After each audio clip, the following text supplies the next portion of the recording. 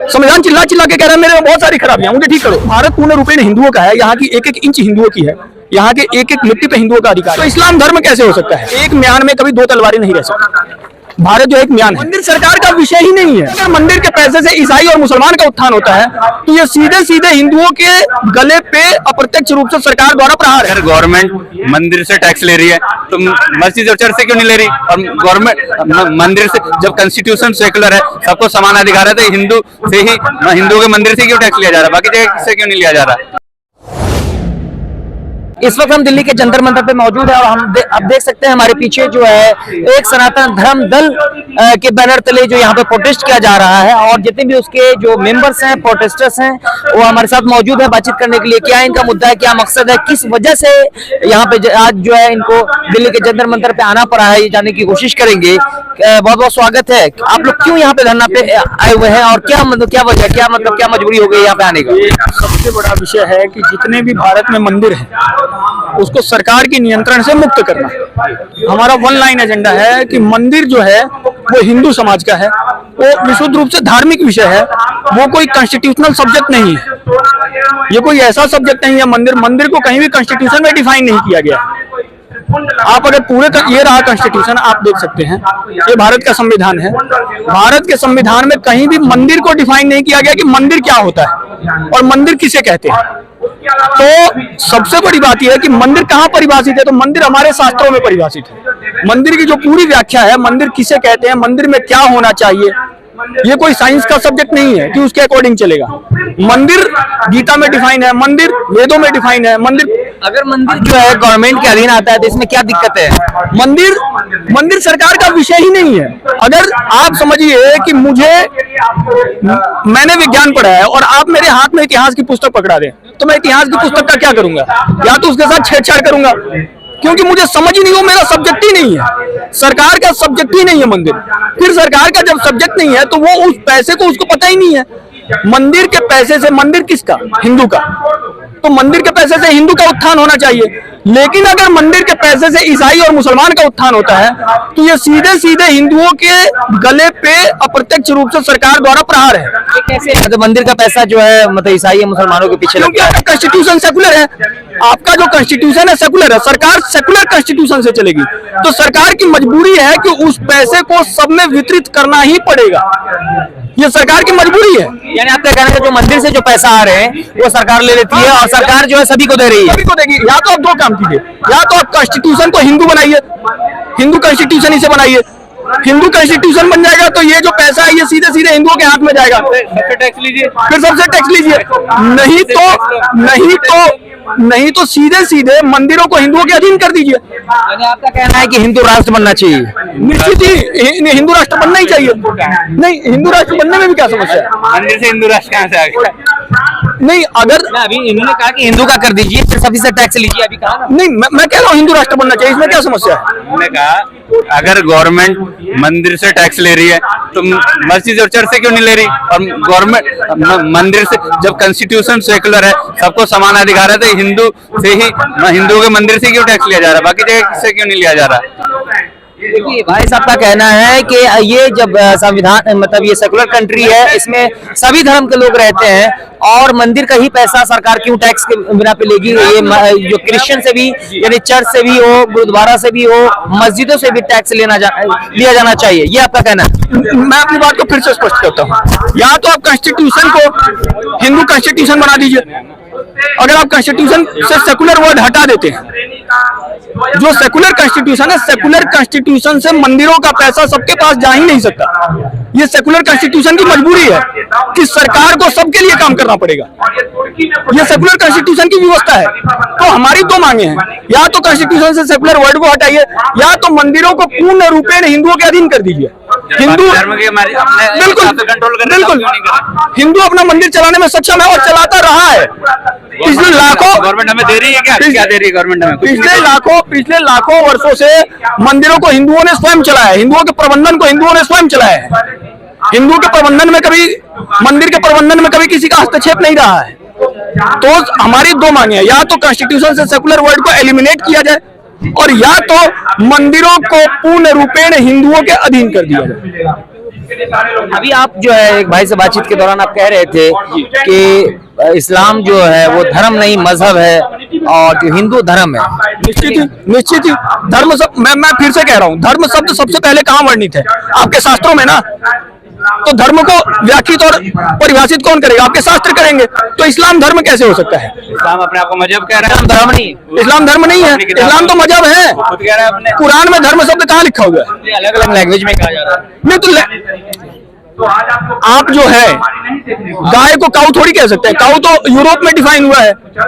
जब लेकिन सभी लोग तो कहते हैं कॉम इज गाय। वो लोग समझते हैं ना, लोगों को समझने दीजिए।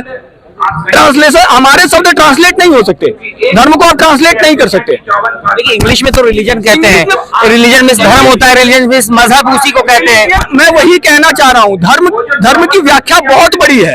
रिलीजियन की उतनी अंडरस्टैंडिंग नहीं है कि वो धर्म को कंप्लीट कर सके, कंप्लीटली डिफाइन कर सके। रिलीजियन जो है वो बाइबल में डिफाइन है, आप बाइबल को पढ़िए, वहां पे डिफाइन है कि रिलीजन क्या होता है। आपको मजहब को समझना, आप कुरान को पढ़ लीजिए, आपको समझ में आ जाएगा वहां पे क्या है।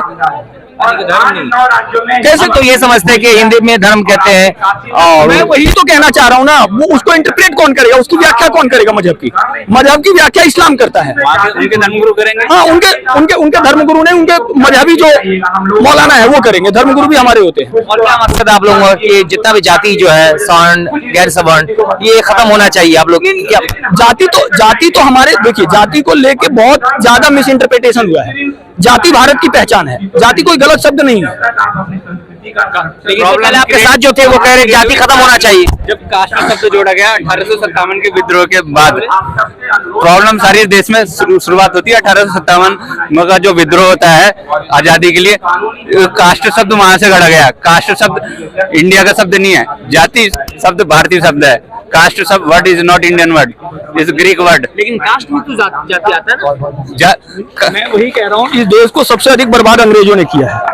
ये वर्ल्ड का जो एक माया जाल क्रिएट करके जाति को कास्ट कह देना। अब देखिए हमारे यहाँ जाति है, वर्ण है, कुल है, परंपरा है। उनके पास एक ही शब्द है कास्ट। वो जाति को भी कास्ट बोलते हैं, वर्ण को भी कास्ट बोलते हैं, कुल को भी कास्ट बोलते हैं, हर चीज उनके लिए कास्ट ही है। हमारे यहाँ माइक्रो डेफिनेशन है इनकी। जाति की अलग परिभाषा है, मजहब कह रहा हूँ मैं, क्षमा चाहता हूँ, वर्ण की अलग परिभाषा है, हर चीज की अलग अलग परिभाषा है। जाति भारत में लाखों वर्षों से जातियां हैं, सबके अपने अपने काम विभाजित है, सब अपना अपना काम करके। लेकिन जब से भारत में अंग्रेज आए, उन्होंने हमको डिवाइड करा, उन्होंने पढ़ाया भी गया पुस्तकों में, डिवाइड एंड रूल की पॉलिसी। इतनी छोटी सी बात तो पुस्तकों में पढ़ाई गई। आपने कहा था कि जाति तो पहले से ही है, तो डिवाइड तो पहले से है ना, अलग अलग जाति के लोग। डिवाइड नहीं थे, आप किसी एक गांव को उठा लीजिए, आप एक शादी होती है, हिंदू रिचुअल शादी, उसके बावजूद जो है अंग्रेज तो चले गए, लेकिन फिर भी तो यहाँ पे धर्म के नाम पर है, वो जात के नाम पे लोग आपस में बढ़ते हैं। कानून अभी भी नहीं, चल रहे हैं। अंग्रेज चले गए, लेकिन अंग्रेजों का रूल ऑफ लॉ कहाँ गया? वो अभी भी है, रूल ऑफ लॉ तो अभी भी है। बस उस रूल ऑफ लॉ को बदलने के लिए ही तो सारा हुजूम इकट्ठा हुआ है। तो क्या ये आपके प्रोटेस्ट से ये मतलब रूल खत्म हो जाएगा क्या? हम ऐसा थोड़ी कह रहे हैं खत्म हो जाएगा, और ये एक दिन की लड़ाई थोड़ी है, ये चलती रहेगी। जितने भी लोग हैं सब अपने अपने धर्म को फॉलो करें, जो संविधान कहता है, सबको आजादी देता है, और सब जो है इसको फॉलो करें। ऑटोमेटिकली जो है जो विभाजन वाला है, जो क्या बोलते हैं डिवाइड एंड रूल का मामला है, वो खत्म हो जाएगा। नहीं, सभी देखिए, एक म्यान में कभी दो तलवारें नहीं रह सकती। भारत जो एक म्यान है, और ये जो धर्म मजहब अलग अलग कम्युनिटीज हैं, ये वो तलवारें हैं जो साथ में नहीं रह सकती।